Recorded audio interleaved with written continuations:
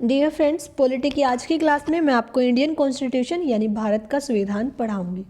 Friends, सबसे पहले हम करेंगे परमेबल यानी कि प्रस्तावना, कि हमारा जो संविधान है, संविधान की प्रस्तावना में क्या लिखा हुआ है। ठीक है,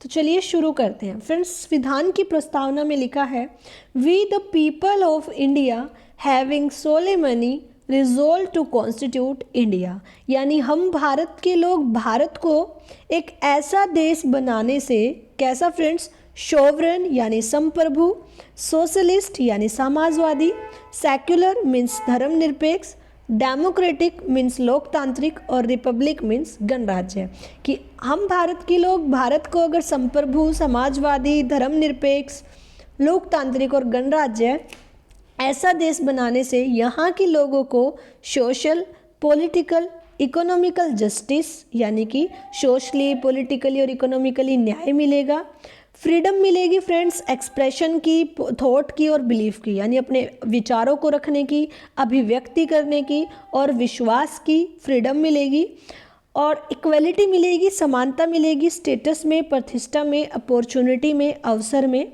तो हम भारत के लोग भारत को sovereign, socialist, secular, democratic, Republic ऐसा देश बनाने से यहाँ के लोगों को सोशल, पॉलिटिकल, इकोनॉमिकल जस्टिस मिलेगी, फ्रीडम मिलेगी एक्सप्रेशन की, थॉट की, बिलीफ की, और इक्वलिटी मिलेगी फ्रेंड्स स्टेटस में और अपॉर्चुनिटी में। तो ये हमारे भारत के संविधान की परमेबल में लिखा हुआ है।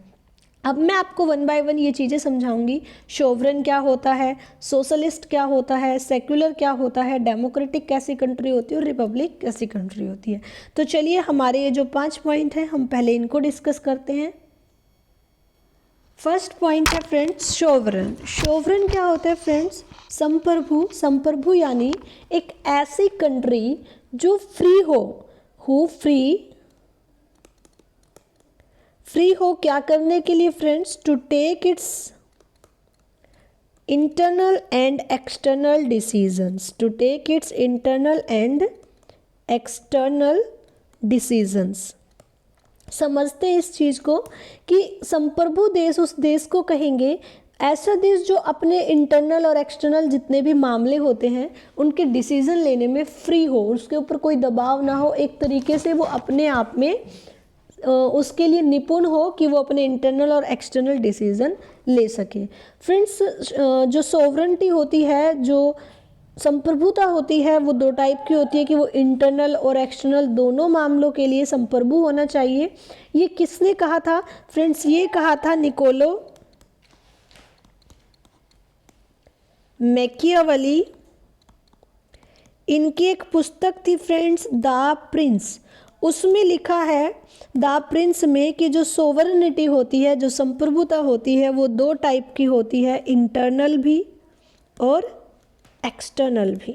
ठीक है, तो एक ऐसी कंट्री जो फ्री हो अपने इंटरनल और एक्सटर्नल दोनों डिसीजन लेने में, ऐसी कंट्री को हम बोलते हैं फ्रेंड्स सोवरेन कंट्री। अब सेकंड पॉइंट मैंने आपको पढ़ाया था फ्रेंड्स सोशलिस्ट।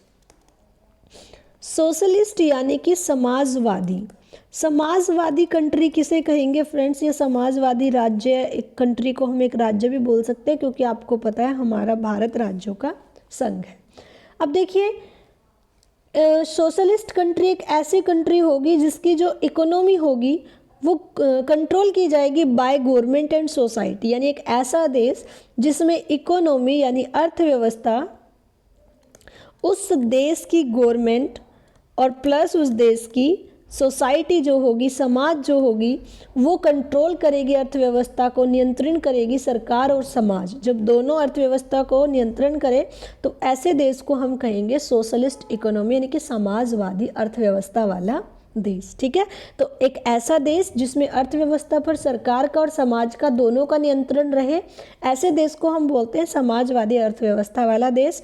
और फ्रेंड्स, ये कब जोड़ा गया ये वर्ड परमेबल में पहले नहीं था, इसके भी मैं बाद में बताऊंगी कि ये अमेंडमेंट्स कैसे हुए थे।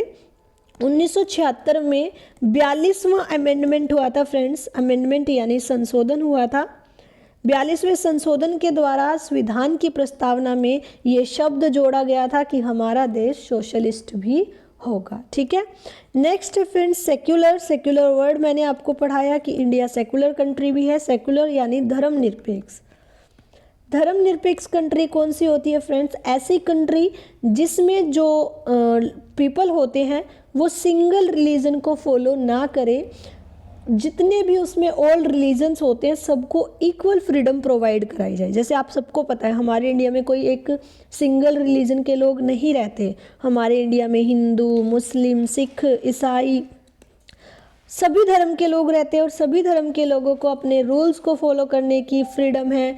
कोई भी जो रिलीजन है वो अपने नियम अपने धर्म को अच्छे से अनुसरण करके फॉलो कर सकते हैं। किसी के लिए भी कोई बाउंडेशन नहीं है, सभी को इक्वल फ्रीडम है। तो हमारा देश एक कैसा देश है फ्रेंड? सेक्युलर देश है, धर्मनिरपेक्ष देश है, जहां हर धर्म को इक्वल मान्यता दी गई है।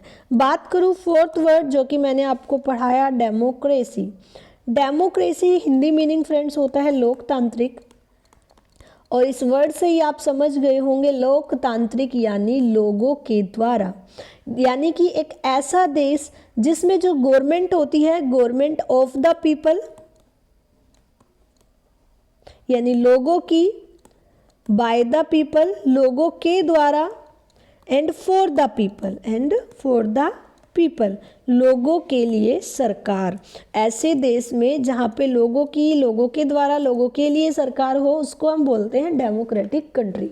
जैसे यानी जो डेफिनेशन बनेगी डेमोक्रेसी की वो क्या है? The government of people, by the people and for the people. ये किसने दी थी फ्रेंड्स? ये डेफिनेशन दी थी अमेरिका के राष्ट्रपति अब्राहम लिंकन ने। तो ये भी आपको याद रखना है कि जो डेमोक्रेटिक की डेफिनेशन है the government of the people, by the people and for the people, ये किसने दी थी? अब्राहम लिंकन ने दी थी। और आप सबको पता है वर्ल्ड की ओल्डेस्ट डेमोक्रेसी भी अमेरिका की ही है, क्योंकि आप सबको पता है अमेरिका का संविधान कब लिखा गया था? 1788 कुछ में लिखा गया था, और ये 1789 में फ्रेंड्स लागू हो गया था, इम्प्लीमेंट हो गया था। ठीक है, एक तरीके से बहुत पुराना संविधान है अमेरिका का। लास्ट वर्ड फ्रेंड जो मैंने यूज किया था परमिएबल में वो किया था रिपब्लिक, कि रिपब्लिक होगा हमारा इंडिया। रिपब्लिक इंडिया का मतलब क्या होता है फ्रेंड्स? रिपब्लिक एक ऐसा देश होता है, एक ऐसा राज्य होता है जहाँ पे जो हेड ऑफ द नेशन होता है ना वो नॉमिनेटेड नहीं होता, वो इलेक्टेड होता है बट बाय द रिप्रेजेंटेटिव। कैसे? जैसे मान लीजिए हमने लोकसभा के सदस्यों को इलेक्ट करके भेजा, आप सबको पता है हम सभी लोकसभा के चुनाव होते हैं तो वोट डालते हैं। ठीक है, फिर वो लोकसभा के जो सदस्य होते हैं वो अपने लीडर को पीएम नॉमिनेट कर लेते हैं। फिर जो रिप्रेजेंटेटिव हमारे हो गए, यानी कि जो ये लोकसभा के सदस्य हमने भेजे लोगों के रिप्रेजेंटेटिव हो गए ना, क्योंकि हमने अपनी तरफ से इनको चुनकर भेजा है। तो ये रिप्रेजेंटेटिव आगे हेड ऑफ द नेशन चुनते हैं, हेड ऑफ द नेशन और हेड ऑफ द गवर्नमेंट चुनते हैं। हेड ऑफ द गवर्नमेंट कौन होता है फ्रेंड्स? गवर्नमेंट का हेड होता है पीएम, जो हमारे प्राइम मिनिस्टर होते हैं, प्रधानमंत्री होते हैं। और हेड ऑफ द नेशन कौन होता है friends? Head of the nation यानी राष्ट्र के जो हेड होते हैं वो होते हैं प्रेसिडेंट यानी राष्ट्रपति। अगर मैं नॉर्मल से शब्दों में कहूँ तो एक ऐसी कंट्री जिसका एक पीएम भी हो और जिसमें एक प्रेसिडेंट भी हो, जिसमें ये दोनों हो, पीएम भी और प्रेसिडेंट भी, ऐसी कंट्री को हम कहेंगे रिपब्लिक। क्यों? क्योंकि जिसमें हेड ऑफ गवर्नमेंट और हेड ऑफ नेशन दोनों चीज़ होती है, उस कंट्री को हम बोलते हैं फ्रेंड्स रिपब्लिक कंट्री। ठीक है, चलिए आगे बढ़ते हैं। नेक्स्ट टॉपिक है फ्रेंड्स अमेंडमेंट्स इन परमिएबल, यानी कि प्रस्तावना में संशोधन कब हुए। मैंने आपको बताया कि जो सोशलिस्ट वर्ड था, जो सेक्युलर वर्ड था, ये इंडिया के कॉन्स्टिट्यूशन की प्रस्तावना में पहले नहीं थे। इनको कब जोड़ा गया, कब इनको संशोधन करके जोड़ा गया, मैं आपको भी ये बताने वाली हूँ। ठीक है, देखिए फ्रेंड्स एक केस आया था बैरूबेरी केस 1960 में। कौन सा आया था फ्रेंड्स? बैरूबेरी केस। इसमें क्या हुआ था? इसमें जो हमारे देश की सुप्रीम कोर्ट थी, सुप्रीम कोर्ट ने मना कर दिया था कि जो प्रस्तावना है वो संविधान का भाग ही नहीं है। सुप्रीम कोर्ट ने इस चीज़ को मानने से इनकार कर दिया था कि प्रस्तावना संविधान का भाग है। सुप्रीम कोर्ट ने कहा कि प्रस्तावना संविधान का भाग नहीं है, भाग नहीं है, और इसमें संशोधन करने से मना कर दिया कि जब प्रस्तावना संविधान का भाग ही नहीं है तो हम इसमें संशोधन नहीं करेंगे। लेकिन फिर एक सेकंड केस आया फ्रेंड्स, केशवानंद भारती केस। ये केरला सरकार के उसमें आया था, यानी कि केशवानंद भारती वर्सेस केरला ये केस हुआ था।